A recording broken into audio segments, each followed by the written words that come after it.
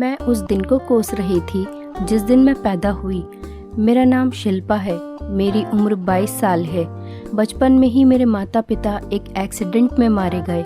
उनके जाने के बाद घर का माहौल बिल्कुल बदल गया। हर कोई मुझे दुश्मन की नज़र से देखता। धीरे धीरे सबका रवैया मेरे साथ बद से बदतर होता जा रहा था। मुझे वो लोग खाना तक नहीं देते थे और मैं घर में रोती बिलखती रहती थी, जबकि वो घर जिसमें हम सभी रहते थे वो मेरे माता पिता का था।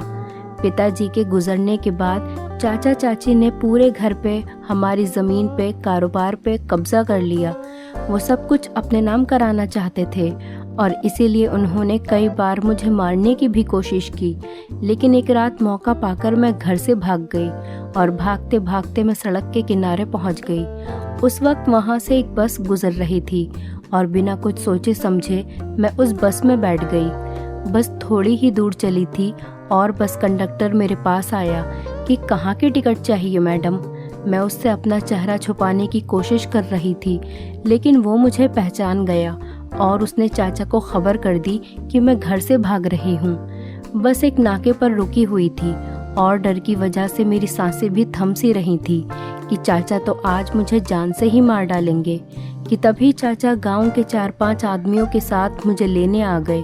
चाचा का चेहरा गुस्से से लाल हो रहा था, लेकिन उस वक्त तो चाचा ने सबके सामने मुझसे कुछ भी नहीं कहा। लेकिन घर ले जाकर उन्होंने मुझे बहुत मारा पीटा और धमकी देते हुए कमरे में बंद करके चले गए कि कल का दिन तेरा इस गांव में आखिरी दिन होगा।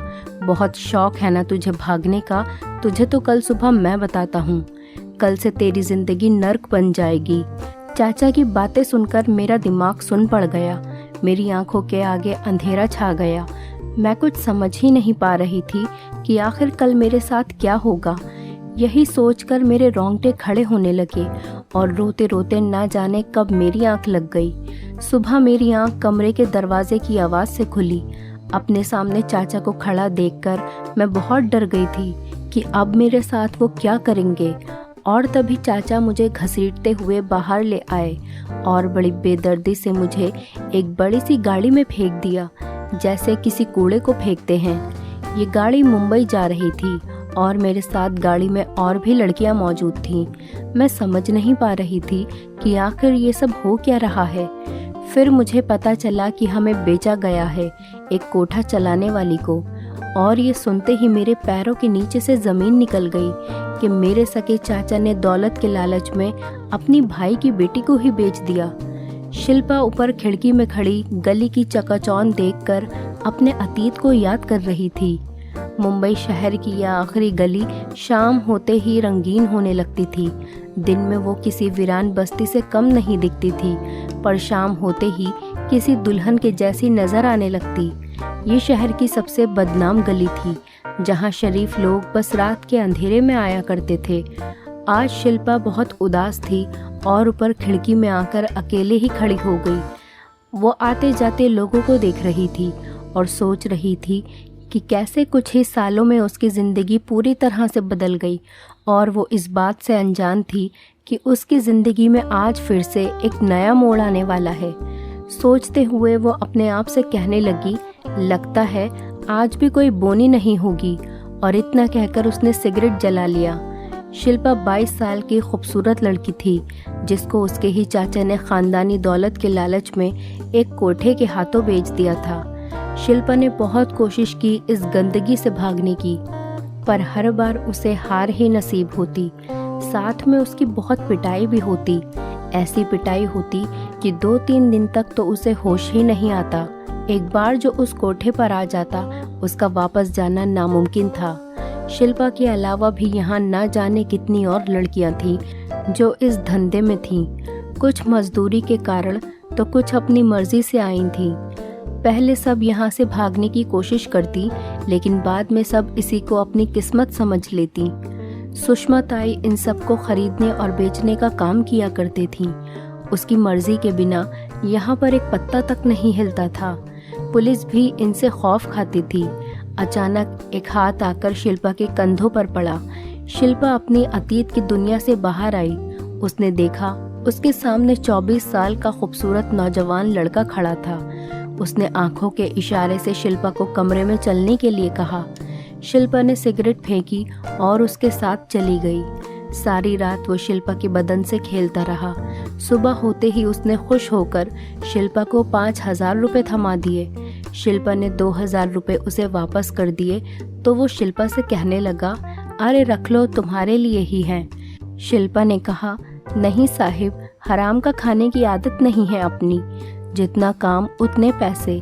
तो ये सुनकर उसने शिल्पा से उसका नाम पूछा, लेकिन शिल्पा बोली, नाम जानकर क्या करेगा साहिब। इस पर वो बोला, इतनी खुददार लड़की पहली बार देखी है इसीलिए। शिल्पा बोली, जैसा मेरा धंधा है उसमें ये नाम वाम जानने की ज़रूरत नहीं पड़ती, बस आओ अपना काम करो और निकल जाओ। उसे शिल्पा की बातें बड़ी अजीब लगी और उससे भी ज़्यादा खटका उसका रूखा मिजाज, और कहने लगा, बड़ी बेपरवाह है तू। और उसे नज़र भर देखने के बाद वो बाहर निकल गया। कुछ दिन गुजरे कि एक शाम वो फिर से उसी गली में आया। उसका नाम रवि था और वो एक प्राइवेट कंपनी में अच्छी पोस्ट पर काम करता था। उसने चारों तरफ देखा पर शिल्पा उसे कहीं दिखाई नहीं दी। ऊपर गया तो ऊपर जाते ही लड़कियों ने उसे घेर लिया। हर कोई उसकी मेहमान नवाजी को तैयार था। तभी सुषमा ताई ने सबको दूर करते हुए कहा, अरे लड़कियों हटो, और रवि की तरफ देखते हुए कहने लगी, कौन सी लड़की चाहिए, जिस पर उंगली रखोगे वही तुम्हारी। रवि बोला, वो कहाँ है सुषमा ताई। इस पर सुषमा ताई बोली, अरे कौन वो। रवि बोला, कल जो मेरे साथ थी। सुषमा ताई कहने लगी, नाम पता है उसका भी या नहीं। तो वो कहने लगा कि उसने नाम नहीं बताया था अपना। इतने में वहाँ शिल्पा आ गई। उसने शिल्पा की तरफ उंगली कर दी। वहाँ खड़ी सभी लड़कियाँ शिल्पा की तरफ देखकर मुंह बनाकर चली गईं। पता नहीं इसको शिल्पा में क्या दिख गया है। शिल्पा रवि के साथ अंदर कमरे में चली गई थी, लेकिन उसने उसके साथ कुछ भी नहीं किया, बस चुपचाप बैठे हुए देखता रहा। तो ये देखकर शिल्पा बोली, ऐसे क्या देख रहे हो, जिस काम के लिए आए हो करो और निकलो। शिल्पा ने ब्लाउज खोलते हुए कहा। तो रवि कहने लगा, तुम इतनी खूबसूरत हो कि कोई भी तुम्हारे लिए अपनी जान तक दे दे, फिर इस दलदल में किस लिए हो। शिल्पा ने उसे देखते हुए कहा, मैं तुम्हारे हर सवाल का जवाब देना ज़रूरी नहीं समझती, मेरा काम है नुमाइश करना बस। तो इस पर रवि कहने लगा, पर आज मैं तुमसे खेलने नहीं आया हूँ, मैं खुद नहीं जानता मैं यहाँ पर क्यों आया हूँ, पर यहाँ खींचा चला आया, तुम्हारे बारे में जानने की इच्छा होने लगी। रवि ये कहते हुए बिस्तर पर लेट गया। रवि की बातें सुनकर शिल्पा बोली कि आप जैसे लोगों के लिए ऐसी लड़कियां सिर्फ एक रात की मेहमान हुआ करती हैं, पर दिन में आप जैसे बड़े लोग हमें पहचानते तक नहीं। शिल्पा ने अपनी साड़ी का पल्लू कंधे पर रखते हुए कहा। तो रवि बोल पड़ा, तुम्हारी बातें बहुत कड़वी हैं पर सच होती हैं। ये कहते हुए रवि सिगरेट जलाने लगा और एक सिगरेट उसने शिल्पा की तरफ भी बढ़ा दी। शिल्पा इत्मीनान से सिगरेट पी रही थी। रवि कुछ देर बैठा रहा, पर शिल्पा ने उसकी हर बात को घुमा फिराकर ही जवाब दिया, मानो वो जवाब देना ही नहीं चाहती थी। रवि ने जेब से 1,000 रुपये निकाले और शिल्पा की तरफ बढ़ा दिए। ये देखकर शिल्पा बोली, जब कुछ किया ही नहीं तो फिर पैसे किस बात के। तब रवि ने वो पैसे वापस रख लिए और फिर वो वहाँ से चला गया। शिल्पा बुद्ध बनी हुई वहीं खड़ी रही। इतने सालों में उसके साथ ऐसा पहली बार हुआ था कि कोई ग्राहक बिना उसे नोचे खसोटे वापस चला गया। हर रात उसका सामना नए नए लोगों से होता था। कभी उनका रवैया उसे डराता तो कभी उनकी डिमांड्स, और शिल्पा को पैसे के बदले उनकी हर बात माननी पड़ती थी। शिल्पा सोच में डूबी हुई थी कि तभी उसकी सहेली वहाँ पर आ गई। क्या बात है, आजकल तो मैडम छाई हुई हैं गली में। शिल्पा ने बिस्तर पर गिरते हुए उससे कहा कि कोई भी बात नहीं है, रोज का कस्टमर है तो आ गया। उसकी सहेली ने उसके पास बैठते हुए कहा, वैसे तेरा ये वाला कस्टमर है बड़ा मस्त, कोठे की सारी लड़कियां तैयार हैं उसके साथ जाने को, पर एक वो है कि उसे तुझसे फुर्सत ही नहीं मिलती। उसने मुंह बनाते हुए कहा। तो शिल्पा ने कहा, अरे अरे मुंह क्यों बनाती है मेरी जान, कस्टमर है, कौन सा मेरा आशिक है जो तुम लोग इतना जल रहे हो। कुछ देर इधर उधर की बातें होती रहीं, फिर दोनों बाहर चली गईं। उधर रवि का बुरा हाल था।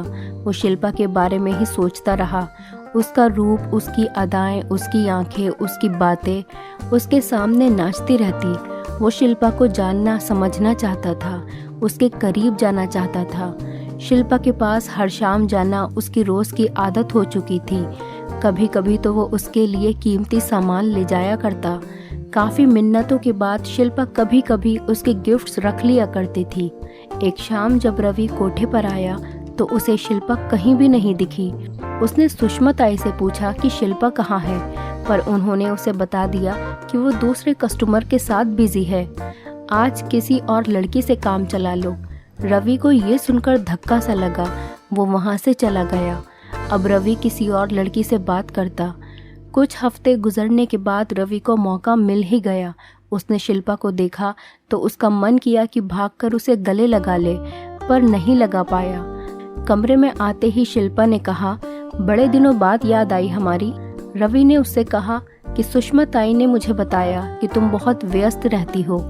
इस पर शिल्पा कहने लगी, हाँ, वो बाहर से ताई के कुछ खास मेहमान आए हुए थे, उन्हीं की खिदमत में लगी थी। ये सुनकर रवि कहने लगा, तुम ये सब छोड़ क्यों नहीं देती शिल्पा?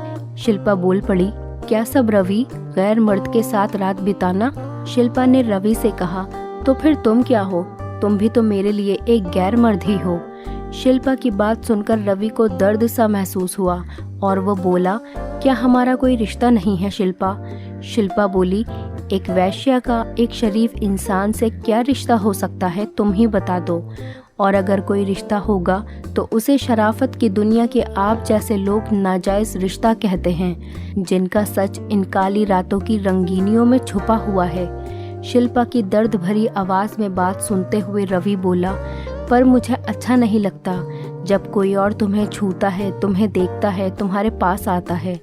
शिल्पा कहने लगी, क्यों, तुम्हें क्यों एतराज़ है? तुम भी तो यही सब करते हो और मेरा यही पेशा है। रवि गुस्से से झल्लाकर बोल पड़ा, क्योंकि मैं तुमसे प्यार करने लगा हूँ, तुम्हें चाहने लगा हूँ, तुम्हारे बिना नहीं रह सकता। अब जब कोई तुम्हें छूता है तो मेरे तन बदन में आग लग जाती है। मैं नहीं बर्दाश्त कर सकता तुम्हें किसी और के साथ। शिल्पा उसकी बातें सुनकर सुन पड़ गई तो रवि उसके दोनों हाथ अपने हाथों में लेकर कहने लगा, हाँ शिल्पा, मैं तुमसे प्यार करता हूँ और तुमसे शादी भी करना चाहता हूँ। इस दलदल से बाहर निकालना चाहता हूँ तुम्हें, ताकि कहीं दूर जाकर एक नई दुनिया बसा सकूँ। मैं नहीं जानता कि तुम्हारे दिल में क्या है, मैं तुम्हें यहाँ से बाहर निकालना चाहता हूँ। शिल्पा बस चुपचाप रवि की बातें सुनती रही और रवि के गले लग गई। फिर एक दूसरे को जानते पहचानते सुबह हो जाती है। फिर रवि अपना ध्यान रखना, मैं जल्दी ही तुम्हें लेने आ जाऊंगा कहकर बाहर निकल जाता है। रवि कुछ दिनों के लिए शहर से बाहर चला जाता है। इधर शिल्पा का व्यवहार भी सबके साथ बदल जाता है। अब वो बहुत ही कम अपने ग्राहकों के साथ रात बिताती थी। कभी पेट दर्द का बहाना बनाती, कभी कोई बहाना। सभी ग्राहक भी झगड़ा गाली गलौज करने लगे। कुछ ने तो वहाँ आना ही बंद कर दिया था। सुषमा ताई का धंधा तो बिल्कुल ठप होने चला था। एक दिन सुषमा ताई ने शिल्पा को अकेले में बुलाया था कि क्या बात है शिल्पा, आजकल ग्राहक तुझसे खुश नहीं रहते, चल क्या रहा है तेरे दिमाग में? शिल्पा कुछ भी नहीं बोल पाई, बस इतना कहा कि अब मैं ये काम और नहीं कर सकती, मेरा मन नहीं करता ताई। ये सुनकर सुषमा ताई बोल पड़ी, हाँ हाँ शिल्पा, सब जानती हूँ, तेरा मन क्यों नहीं लगता आजकल। तेरा मन उस लड़के में जो लग गया है, उसके बारे में कुछ ना बोलो ताई। तो सुषमा ताई बोली, देखो तो सूरत, कहीं मोहब्बत तो नहीं हो गई तुमको उससे?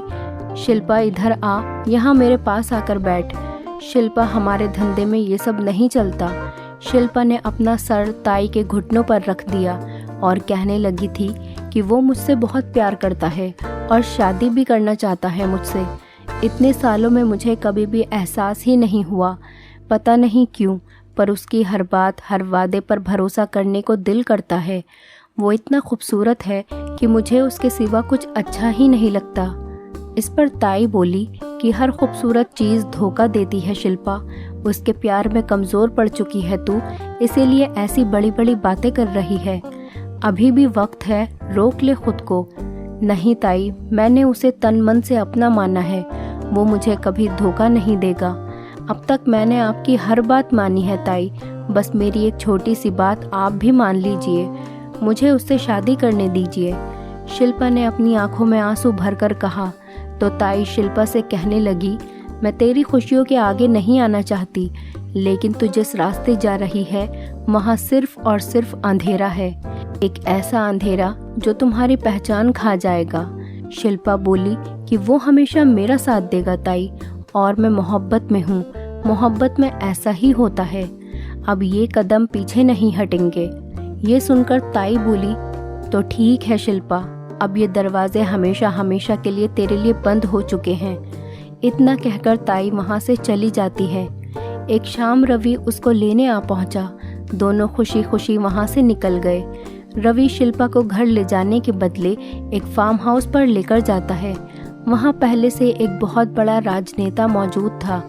रवि ने कहा, शिल्पा ये मेरे बॉस हैं, आज रात को तुम इन्हें खुश कर दो ताकि मुझे प्रमोशन मिल जाए।